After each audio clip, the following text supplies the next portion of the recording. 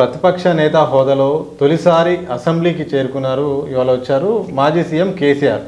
చేరుకున్న తర్వాత బడ్జెట్ సమావేశాల తర్వాత ఈ బడ్జెట్ ఒక విధానాన్ని చూసి ఇది ఒక ట్రాష్, ఇది ఒక ఏమి లేదు, ఒక డొల్ల మాత్రమే, పేరుకే తప్ప పూర్తి స్థాయిలో ఏ వర్గాన్ని కూడా ఆకట్టుకునేలా లేదు, రైతులను విస్మరించింది. చాలా అంటే ఈ దళిత బంధు అలాగే గొర్రెల పంపిణీ పథకాల విషయం మాత్రం ఊసే లేకుండా పోయింది. మొత్తానికి ఏమి లేదని చెప్పారు. ఆయన యొక్క వ్యాఖ్యలను ఎట్లా చూస్తారు? అసలు ఒకటి ఏంటంటే గొర్రెల కాపర్లలో దాదాపు 300 కోట్లు కుంభకోణం జరిగింది, దాని మీద ఎంక్వైరీ జరుగుతుంది. తర్వాత దళిత బంధులో కూడా దాదాపు 300 కోట్లు ఎమ్మెల్యేలు కాజేశారు, దాని మీద ఎంక్వైరీ జరుగుతుంది. అది దళిత బంధు ఏమిటంటే మొదలు ఒక్కరికి అన్నారు, తర్వాత ఒక ఇచ్చే 10 లక్షల రూపాయలు ముగ్గురికి నలుగురికి జమ చేశారు. అందువల్ల ఏంటంటే ఈ పథకాలన్నీ కూడా ఏంటంటే ఎన్నికలను దృష్టిలో ఉంచుకొని ఆ ప్రభుత్వం ప్రకటించింది. అందులో అనేక కుంభకోణాలు జరిగినాయి. తర్వాత ఇరిగేషన్లో కూడా కుంభకోణాలు జరిగినాయి. మిషన్ కాకతీయలో, మిషన్ భగీరథలో ఎక్కడ చూసినా అసలు కుంభకోణం లేని పథకం లేదు. అలాంటి ముఖ్యమంత్రి ఇవాళ లక్ష్యం లేకుండా ఉంది బడ్జెట్ అని చెప్పి అన్నాడు. లక్ష్యం ఏమిటి?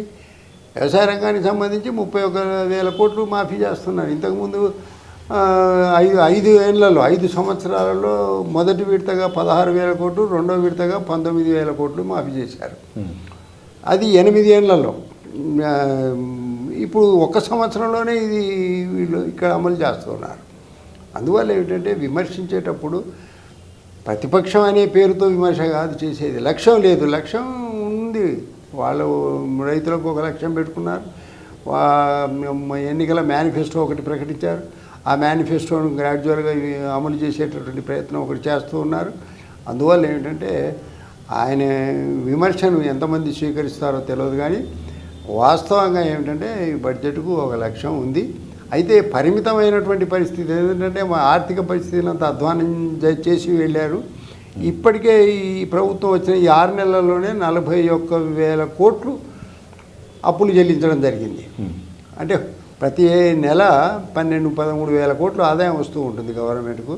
అందుకోసం ఈ ఒక 2 నెలల ఆదాయం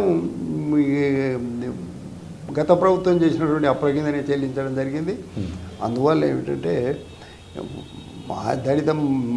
మేము అనుకున్న పథకాలన్నింటినీ కొనసాగించాలి. ఆ పథకాల గురించి అసెంబ్లీలోనే పరిశోధన జరుగుతుంది. ఏవి చేయాలి, ఏవి చేయకూడదు అనేది అసెంబ్లీలో ఆమోదం అయితే చేస్తారు.